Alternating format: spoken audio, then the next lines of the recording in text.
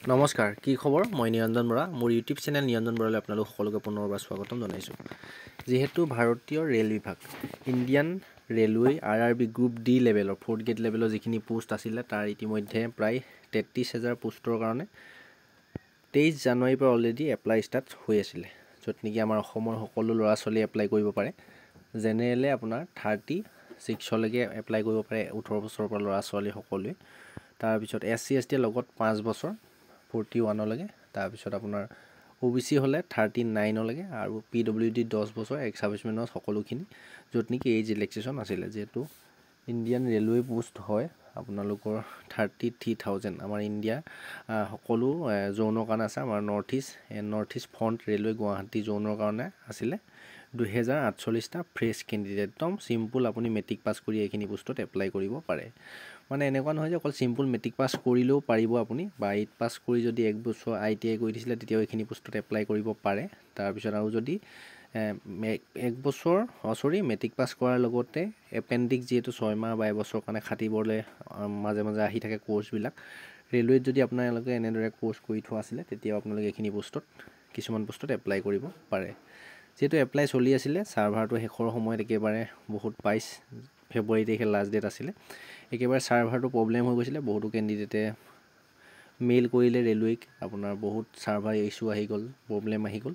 এতিয়া কি হ'ল, বহুতে এপ্লাই কৰিব পৰা নাছিলে, বা এপ্লাই কৰিছিলে যদিও কিছুমানৰ পে'মেণ্ট কাটিব পৰা নাছিলে, OTP যোৱা নাছিলে, এনেকুৱা ধৰণৰ প্ৰব্লেমে দেখা দি আছিলে।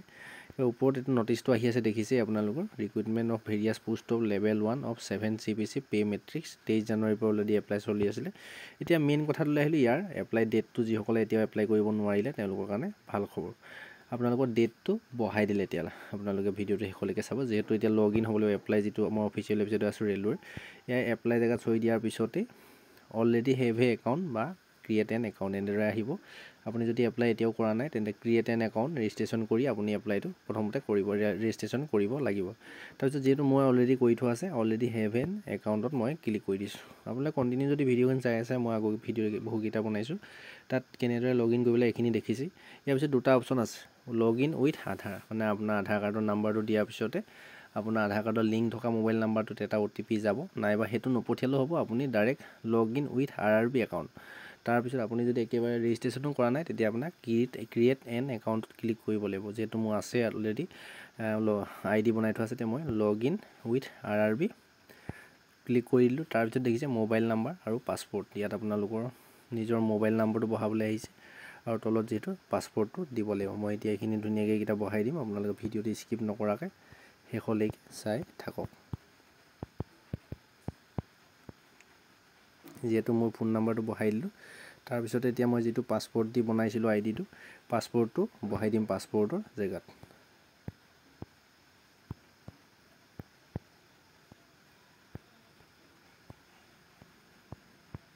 দেখিছে পাছপৰ্ট বহাই দিলোঁ। তাৰপিছত আপোনাৰ যিটো I am not a robot, এই জেগাটো এনেদৰে আপোনালোকে ক্লিক কৰি দিব। ক্লিক কৰি দিয়াৰ পিছতে যদি ID বনোৱা আছে, আপোনালোকে ইয়াত ৰাইট চিন আহি যাব। আপোনালোকে নেটটো অকণমান প্ৰব্লেম হৈছে, ভিডিঅ'টো স্কিপ নকৰাকৈ আপোনালোকে শেষলৈকে চাই থাকক। অলৰেডি আহি গ'ল I am not a robotত ক্লিক কৰি দিয়াৰ পিছতে। তাৰপিছত আমি কি কৰিম, ডাইৰেক্ট লগ ইনত ক্লিক কৰি দিম। লগ ইনত ক্লিক কৰাৰ পিছতে অকণমান ছাৰ্ভাৰটো এনেদৰে ঘূৰি থাকিব, তাৰ আপোনালোকে ভিডিঅ'টো স্কিপ নকৰি শেষলৈকে চাই থাকিব। অকণমান ৰখি দিব, তাৰপিছতে আপোনালোকৰ আহি যাব, চাব মোৰ IDটো খোল খাই যাব।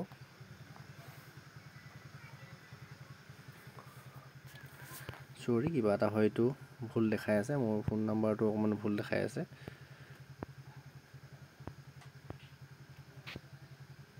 আপোনালোকে শুদ্ধকৈ মাৰিব, আপোনাৰ যদি খেলি মেলিকৈ মাৰে তেতিয়া এনেদৰে ইনভেলিড একাউণ্ট বুলি আহিব। যিহেতু শুদ্ধকৈ মাৰিলে আপোনাৰ ডাইৰেক্ট খোল খাই যাব। দেখিছে, তাৰপিছতে মোৰ যিটো আপোনাৰ মোবাইল নাম্বাৰ দিছিলোঁ তাত এটা OTP আহিব, চেণ্ড OTP জেগাত ক্লিক কৰি দিব। আকৌ আপোনালোকে এনেদৰে ঘূৰিব, OTP ইয়াত অলৰেডি আহি যাব মোৰ মোবাইলত। আপোনালোকে লাইভ চাই থাকক কি OTP আহিব, কেনেদৰে আহিব। এয়া আহিছেই নিশ্চয়, দেখিছে 44015, মই ইয়াত ক্লিক কৰি দিছোঁ।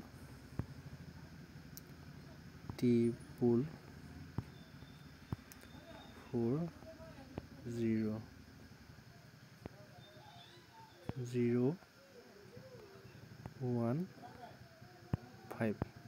আপোনালোকৰ 1.5 মিনিট সময় দিব। তাৰপিছতে OTPটো বহাই আপোনালোকে লগ ইন কৰিব লাগিব। যিটো লিংক থকা মোবাইল মানে যিটো নাম্বাৰ দি ৰেজিষ্ট্ৰেশ্যন কৰে তাতে আপোনালোকৰ OTP যাব বা যিটো ইমেইল আছে ইমেইলটোৰ OTPটো পঠিয়াব বুলিও পাৰিব যে আপুনি মোবাইলৰ নাম্বাৰটোতে পৰিব তেতিয়া পঠিয়াই দিব তেতিয়া অলপ আপোনালোকৰ সোনকাল হ'ব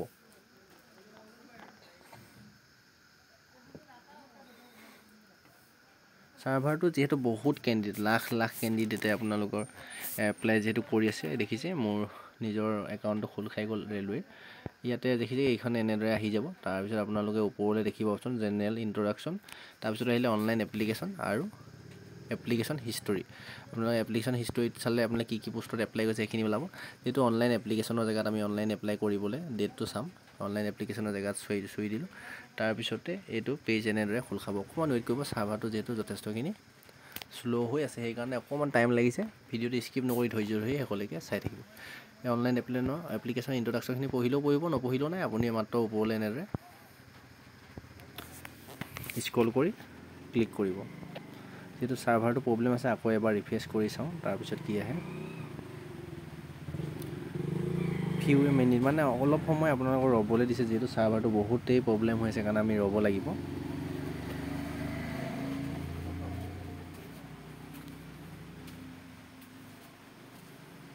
দেখিছে এতিয়া আহি গ'ল ইয়াত যদি চাই একেবাৰে ওপৰতে আহিছে CEN number 08/2024 various post in level 1 of 7 CPC pay matrix মানে যিখিনি গ্ৰুপ ডি লেভেলৰ এপ্লাই হৈ আছিলে আপোনাৰ এপ্লাইটো যদি জেগাত চাই অপেনিং ডেট আছিলে 23 জানুৱাৰী 2025 পৰা ক্লোজিং ডেটটো যদি চাই এতিয়া দিলে 1 তাৰিখ 3 মাহ 2025 মানে মাৰ্চ মাহৰ 1 তাৰিখলৈকে আপোনালোকে এপ্লাই কৰি থাকিব পাৰে আগতে ক্লোজিং ডেটৰ এইটো জেগাত আপোনালোকক মই জুম কৰি দেখাইছোঁ ইয়াত আছিলে 22 তাৰিখ 2 মাহ 2025 আছিলে এতিয়া যেহেতু সাৰ্ভাৰ বহুত প্ৰব্লেম হৈ গ'ল বহুত ল'ৰা ছোৱালী যেহেতু কৰিব পৰা নাছিলে সাৰ্ভাৰ ইছ্যু অহাৰ কাৰণে আৰু কেইদিনমান বঢ়াই দিলে আপোনাৰ 9 দিনমান 6-7 দিনমান বঢ়াই দিলে এতিয়া আপোনালোকে যদি এতিয়াও এপ্লাই কৰা নাই ধুনীয়াকৈ এপ্লাই কৰিব পাৰে যদি পাৰে নিজৰ মোবাইল ফোনতে পাৰিব আগত যিহেতু মই ভিডিঅ' বনাই থোৱা আছে ভিডিঅ'কেইটা চাই ল'ব আৰু যদি নোৱাৰে কম্পিউটাৰ দোকানত গৈ কেফেত গৈ অনলাইন কেফেত গৈ ধুনীয়াকৈ কৰি ল'ব এই গুৱাহাটী জোনত আপোনালোকে এপ্লাই কৰিব পাৰে আমাৰ অসমৰ সকলো ইণ্ডিয়াৰ অল ইণ্ডিয়াৰ জোনত আপোনালোকে এপ্লাই কৰিব পাৰে যিহেতু আমাৰ অসমৰ গুৱাহাটীতে কৰিলে আপোনালোকৰ সুবিধা হ'ব অসমতে থাকি চাকৰিটো কৰিব পাৰিব যদি চাকৰিটো পায়গৈ সেইকাৰণে ভিডিঅ'টো আপোনাৰ সকলো লগৰ বন্ধু বান্ধৱী দাদা বাইদেউ পৰিয়ালৰ সদস্য সকলোখিনিকে শ্বেয়াৰ কৰি দিব যিসকলে এতিয়াও এপ্লাই কৰিব পৰা নাছিলে বা গম পোৱা নাছিলে তেওঁলোকৰ সুবিধা হ'ব ধুনীয়াকৈ অনলাইন এপ্লাইটো কৰি এক্সামটো দিব পাৰিব ইয়াৰ পিছতে আপোনাৰ লাইক কৰি দিব চেনেলটো ছাবস্ক্ৰাইব কৰিব ভিডিঅ'টো ইনফৰমেশ্যনখিনি পাই যদি ভাল লাগিলে লাইক কৰিব লগৰ বন্ধু বান্ধৱীৰ সৈতে শ্বেয়াৰ কৰিব আৰু ডেছক্ৰিপশ্যনতে টেলিগ্ৰাম চেনেলটোৰ লিংক দি থৈছোঁ তাতে আপোনাৰ টেলিগ্ৰাম চেনেলটো ছাবস্ক্ৰাইব কৰি ল'ব তাতো ভিডিঅ'বিলাকৰ লিংক দি থাকোঁ কেতিয়াবা ইউটিউবত নটিফিকেশ্যন যোৱা অলপ লেট হৈ যায় আৰু ইনষ্টা আইডিটো দি থৈছোঁ ফ'ল' কৰি ৰাখিব আৰু ইয়াতকৈ কিবা জানিবলগীয়া থাকিলে কমেণ্ট কৰিবলৈ নাপাহৰিব আজি এই ভিডিঅ'টোৰ পৰা ইমানতে বিদায় লৈছোঁ নেক্সট আকৌ এটা অতি গুৰুত্বপূৰ্ণ ভিডিঅ' সৈতে আপোনালোকৰ সন্মুখত লগ পোৱাৰ প্ৰতিশ্ৰুতিৰে ধন্যবাদ